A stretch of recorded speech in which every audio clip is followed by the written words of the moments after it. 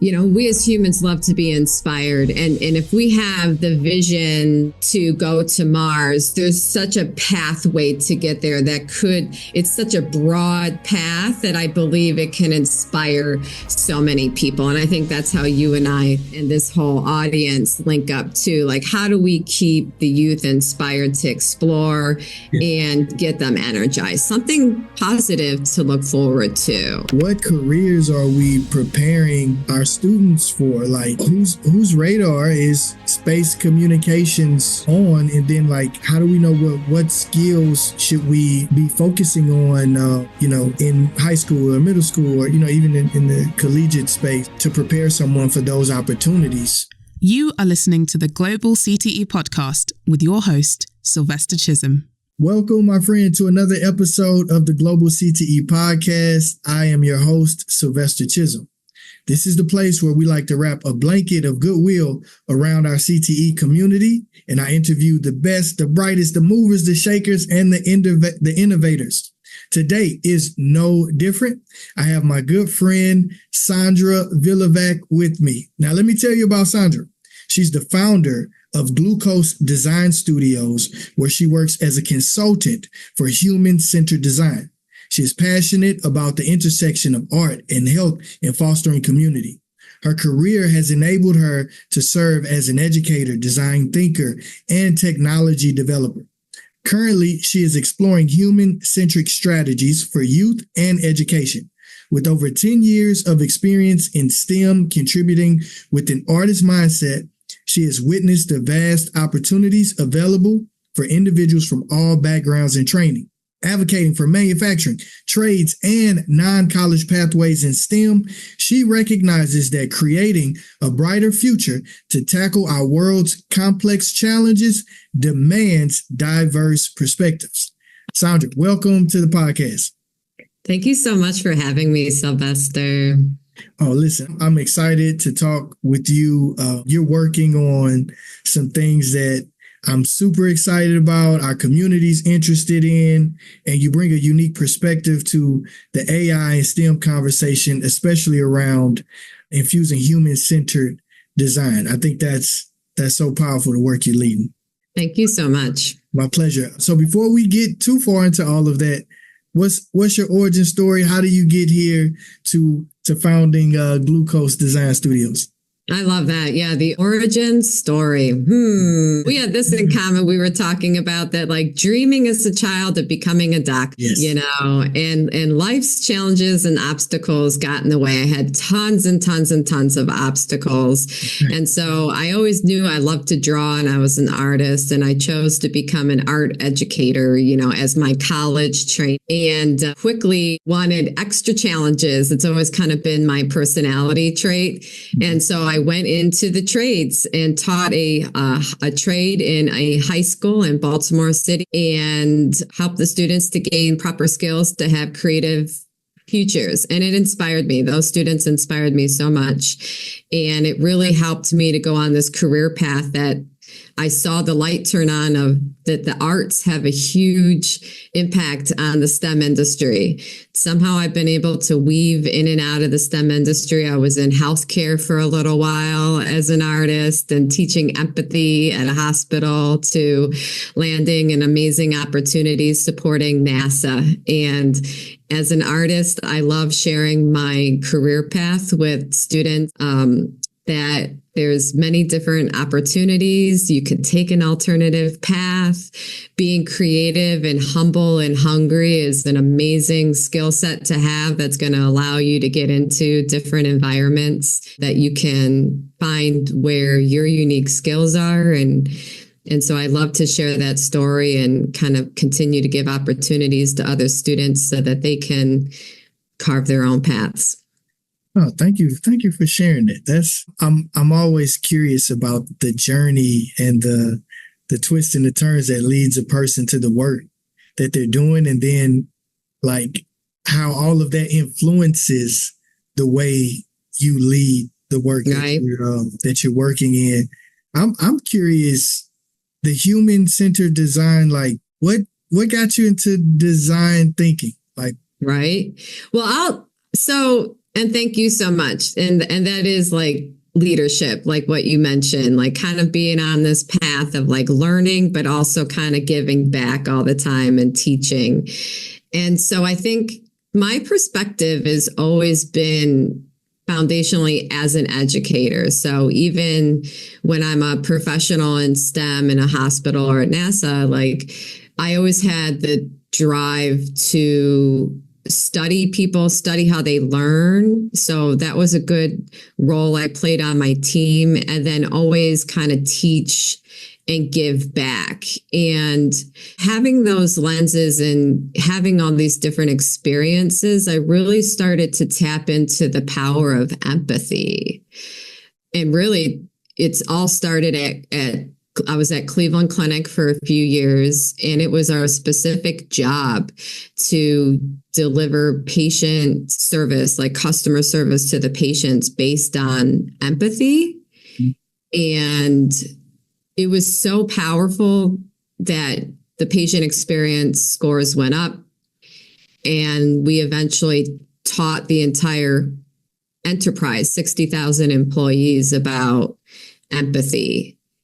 And that's another light that went on in my career. That was a huge opportunity and huge blessing, that I continued to use empathy within my work and within the lenses of problem solving, like even at NASA, and so as an artist, and I do have a little bit of a science background like you, and as a designer, I think I've done design thinking like naturally before it was kind of even like a thing. And then recently, in the last kind of 5 years, when people are like, "Ooh, this design thinking is really cool," I'm like, okay, I think I've been doing that, and I've seen the impact of it, and it just got me excited to start showing it on a broader scale, like the impact of looking at the user, the end user, even the core stakeholders with the lens of empathy to find solutions. And it's really kind of shifting,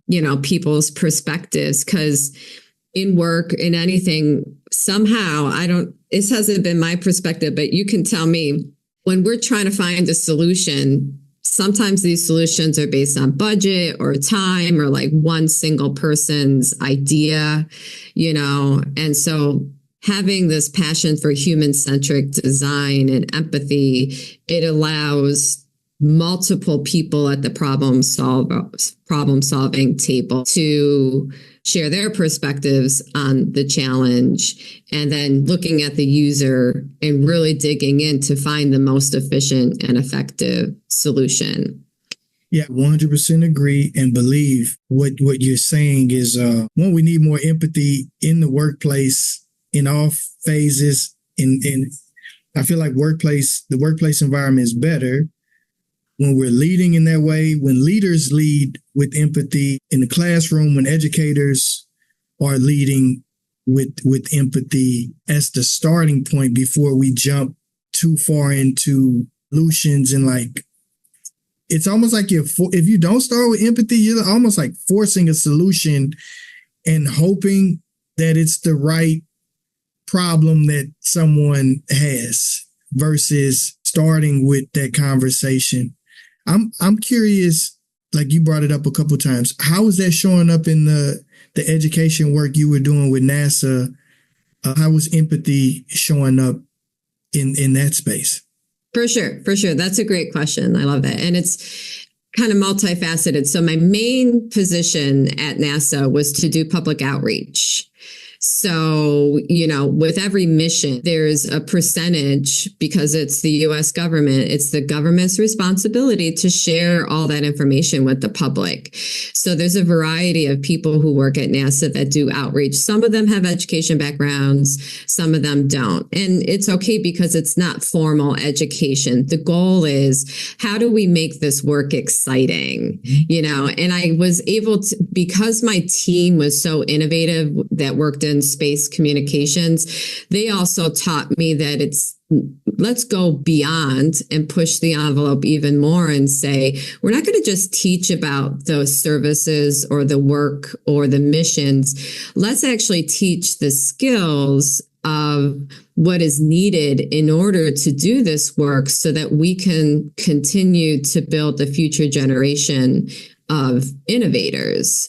The project I was on in space communications, they said in the next 10 years, 80% of our team is going to be retiring. And there's not that many, we need to start promoting space communications and electrical engineering. And so we set up an internship program, so that we could start recruiting and training and getting those skill sets out there to really get youth students interested in doing that work. And we were successful, because of the internship program and the outreach.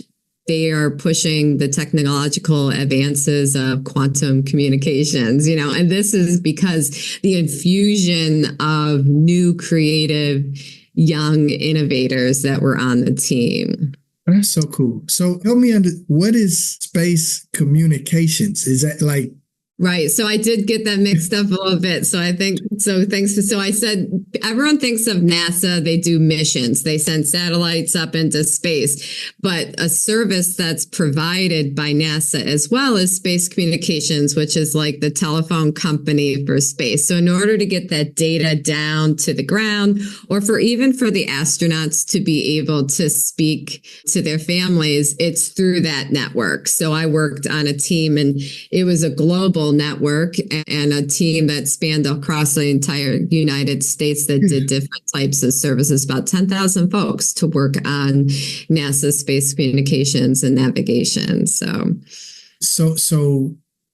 we understand impact of that. How does that show up in our daily lives that people may not even be aware of? I'm curious from that. For sure. Yeah. With tech transfer. So they're working more and more with private industry to push the boundaries of space communication. And it used to be in radio frequency, how our phones work, but they're moving towards optical, which is laser communication. So it's still the speed of light. So the speed is the same, but you can actually hold more data. So it's almost like getting high definition video from space rather than just kind of like a fuzzy TV visual. So it increased the data. And then with quantum communications, that's beyond time or space, and really pushing how you can get instant information, in a way that's beyond even how we can conceive anything right now. And that trickles down in tech transfer in so many ways. I mean, it can push our own telecommunications. Mm-hmm. It pushes just innovation in general, networks that are, ground-based networks. And so it's constantly pushing how we communicate here on Earth. And really, I might as well bring this up now. NASA is trying to get to the moon. We know that, and set up a lunar economy and stay there, and also set up a lunar economy eventually on Mars. And that's exciting for us. I think that trickles down. All of that tech trickles down. But what else trickles down is that empathy, that what is human about that as we're moving forward with new technology? How does that affect us here on Earth? What is the value to us? Because we're going to have to continue to be empathic when doing this technological development to say, why is it valuable to us? Why is it meaningful to us that we're going to have life on Mars someday? That's so interesting. And I was not planning for us to talk so much about space like that, but that is you went there, so I had to dig a little deeper, because that's so interesting. And I think it brings up what I'm always talking to educators and school systems about is what careers are we preparing our students for? Whose radar is space communications on? And then how do we know what skills should we be focusing on, in high school or middle school, or, even in the collegiate space, to prepare someone for those opportunities? I know you live on the forefront of technology and what's happening next. On your website, I was reading a blog post, and I want to talk to you more about about this. How do we create a human-centric approach to AI in schools? So right. Space education, but how do we do it in our schools? This other new developing space of AI. Yeah, exactly. That's a great. So the segue to that is to kind of end and put a bookend on the NASA conversation is that, we as humans love to be inspired. And if we have the vision to go to Mars, there's such a pathway to get there it's such a broad path that I believe it can inspire so many people. And I think that's how you and I and this whole audience link up too. Like, how do we keep the youth inspired to explore and get them energized? Something positive to look forward to. You know what? Let's stay there for a minute. Like, it's important, like you're saying, that to pull out that intrinsic motivation, it helps to have something that is aspirational as a big problem to go after and solve. Like, how do we create this lunar economy on Mars or on the moon? So, I mean, like, you're right, that really will attract and that's more fun. Yeah. It's a more fun problem. Like, we have so many other big problems, but kids don't want to have to solve world hunger, or provide equitable education. Like, there's so many barriers. Like, that's great. They'll be inspired, but like, let's also just have these kind of bigger ideas. And the fun thing about the lunar economy is NASA is working super hard to set up manufacturing ecosystems, these community-based ecosystems all throughout the United States. So manufacturing is going to start increasing in order to support this space industry. So it does trickle down. So like, imagine a very rural area that manufacturing, doesn't exist right now. And they set up this town that has like a high school training program with trades for manufacturing, a community college that has kind of bridge programs, or even a university. And all of that is kind of tracked together, saying like, here's our little ecosystem that specifically is helping, to create one component of this lunar economy. Like, and now you have a thriving community that has many opportunities. Like, that's exciting to me. Yeah. No, that's super exciting. And like you said, you have all components there. It's aspirational, and then something that we can be thoughtful about our approach, and like, manufacturing opportunities to work in a noble career that's connected to helping us, have this lunar economy on Mars or on the moon. So definitely, right. I like you sharing. Thank you for sharing that. That was good.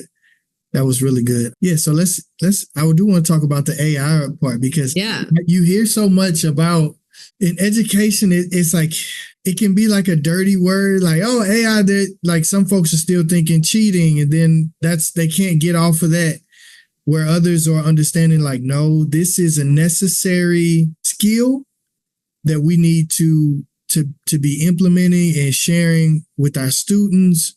What is the best approach? I think that's where at the forefront, that's the conversation now. It's like, what is the best approach to implementing AI for students or in our classrooms? And I like that you're bringing this human-centered approach. So talk to me about that. Yeah, for sure. Yeah, let's dig into this for sure. And you mentioned skills and approach and for AI. So a little bit of background.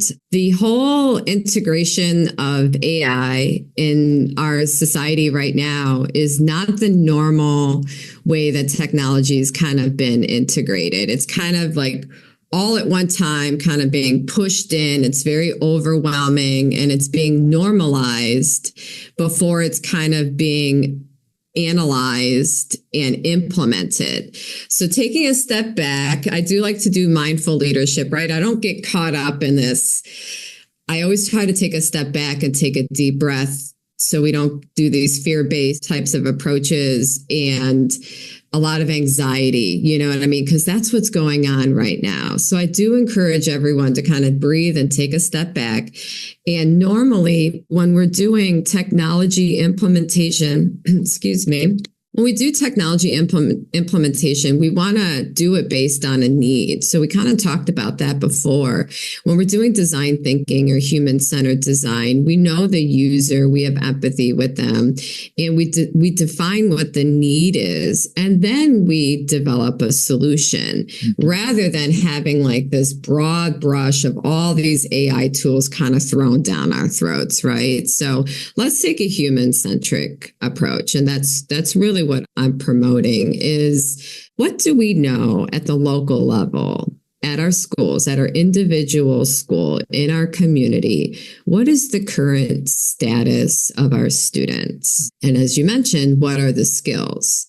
And where we align is that, and where we align deeply, I should say, is making sure that these students are given the opportunity to receive the skills that they need and that they identify with in order to go on to their diverse career paths, which may be trades, manufacturing, other types of pathways.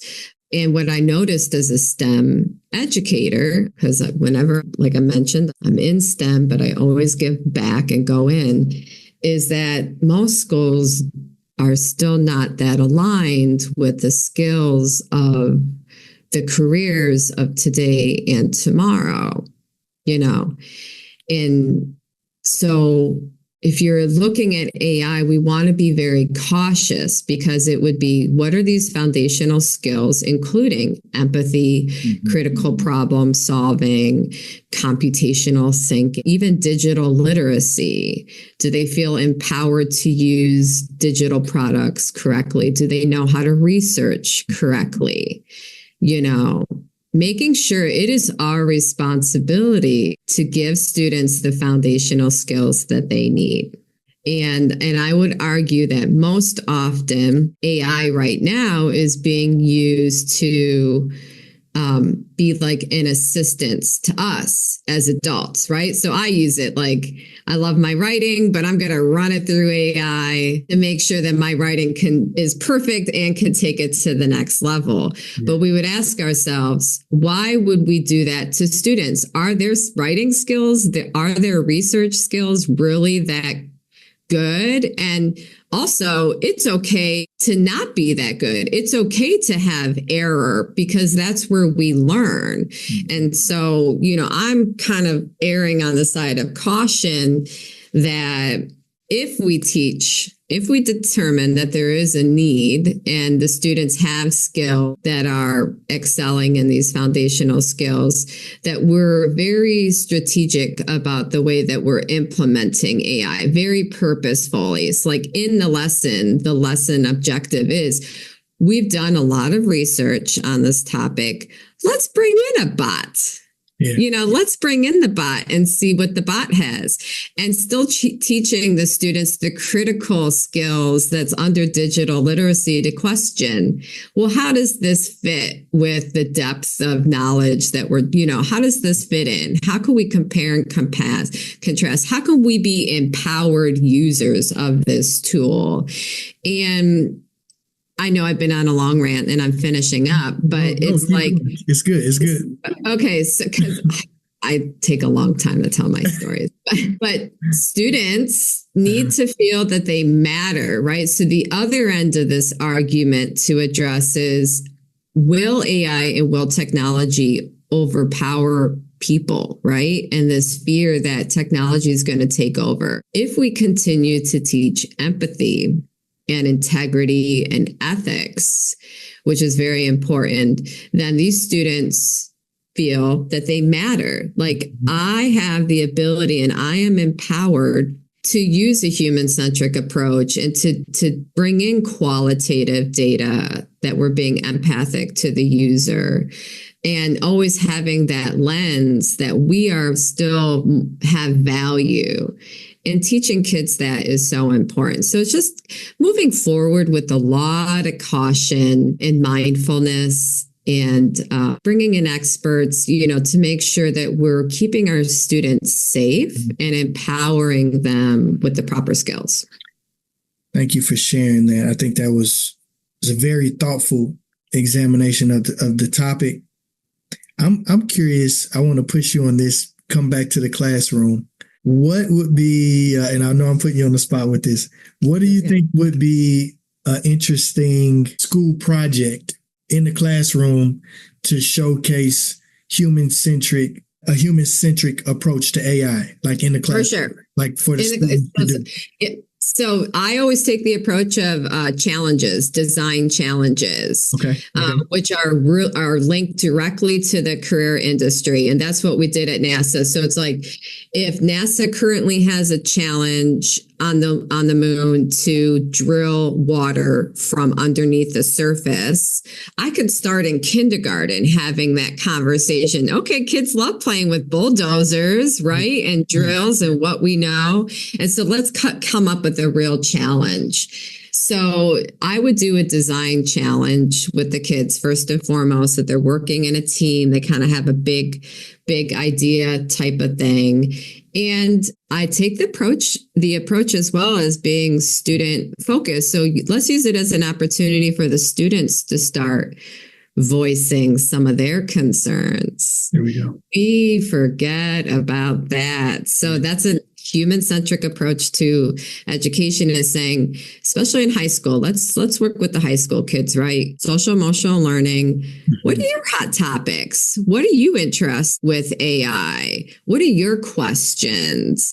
And there's a great organization here in DC called Center for Inspired Teaching, and they have a youth-based program called Speak Truth. And they have a whole process that you can go through with youth that kind of helps channel this conversation so that students can have different points of view. And it's really just hearing each other and kind of addressing their concerns. So AI is one of those that they're working on, because how do we start having this conversation that it could be student centered? That's what I would do. And then like that. I bring in experts usually so they can create their own AI challenge, what question they want to answer, and start bringing in some STEM experts to help answer the questions. And you can have a whole project with that, depending on what teachers, are involved. Like that. I like it. Cool. Yeah. No, that was good. That sounds, I could see that. That's good. And I like that idea that speak truth with that organization you just shared. That's good too. One of the things I also saw you talk about the integrity tool as it's connected to AI. Can you talk a little bit about that?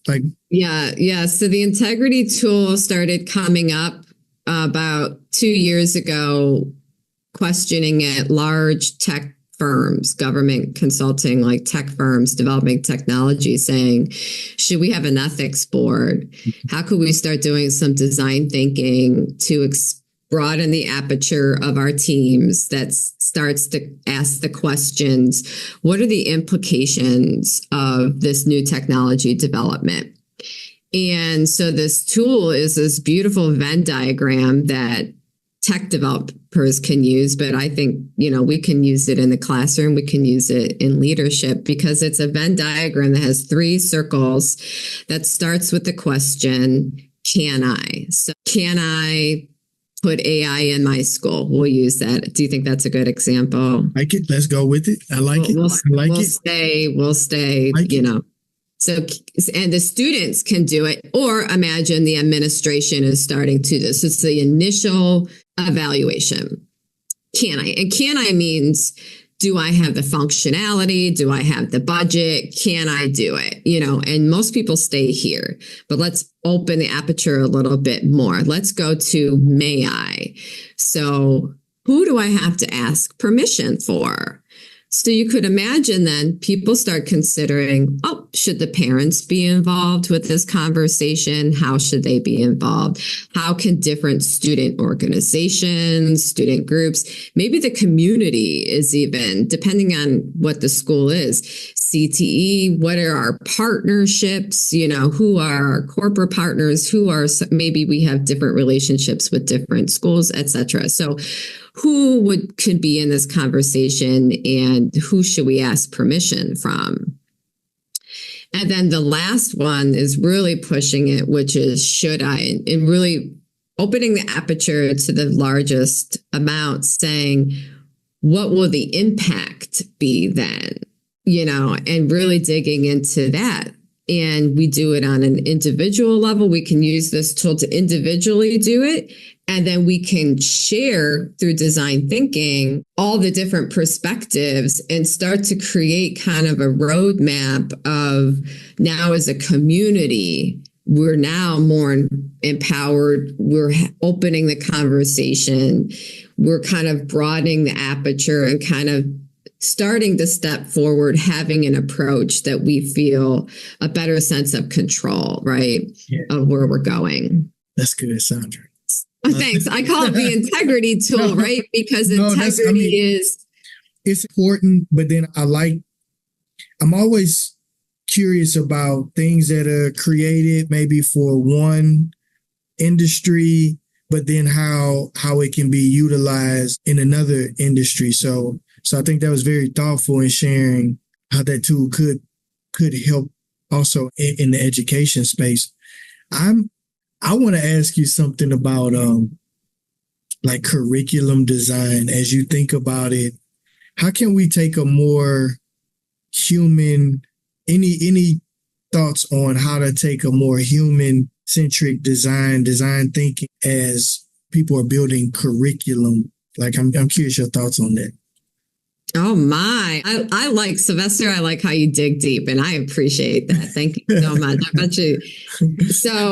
So the humans, it's a completely flipping it on its perspective, right? So curriculum, let's think about it, is a lot of times written broad brush. And we kind of already said that doesn't really apply. We're learning more and more the tension points in the United States. We have 50 states, and we're all these different cultures. And even within a state is many different cultures, many different communities. And so at this point, we're all at different levels, right? So curriculum, when it's being written in that way, then it's not necessarily human. It's not human-centered at all. It's not addressing the core needs.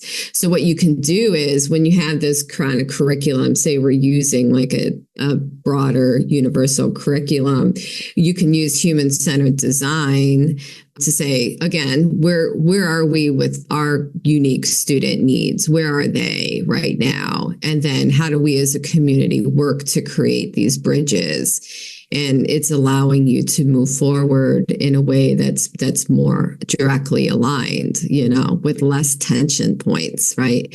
Because when I say that, it's making me think of like all the high stress and pressure of all these testing and the poor students, and they feel all this pressure to kind of align with this very general curriculum that's not, they don't identify with it necessarily, it's not aligned with the future careers, etc. So I would say flip it, and if you can try to get let's approach, with education, it's such a large entity that with so many challenges. So some people say, just kind of start from the ground up, but we really can't because we're constantly moving because the students are still there, So it's kind of what's always worked with me in the school environment is creating a learning culture where your administration, your teachers, your families, and your students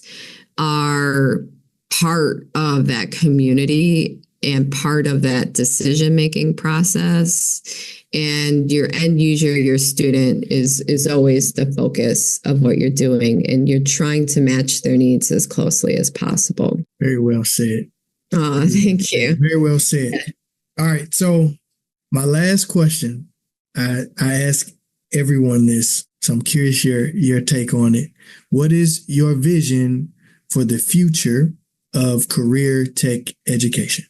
Oh my gosh, I love that. Started my career with career tech and print education became obsolete. And oh my gosh, for me, so for me, the vision, and I do have it, I call it my STEM workforce development pipeline. Okay. That's like pre-K through grade 12 all your education, whatever you need, being in your profession, and even having retiree, all in this landscape that you're creating this culture that's constantly learning and giving back. So it's responsive, so that we have a culture that we're always giving back to these pre-K through 12 real life experiences and direct links into real jobs, and identifying with them, having people that look like you, sound like you, talk like you, have similar stories, gone through similar obstacles, to say,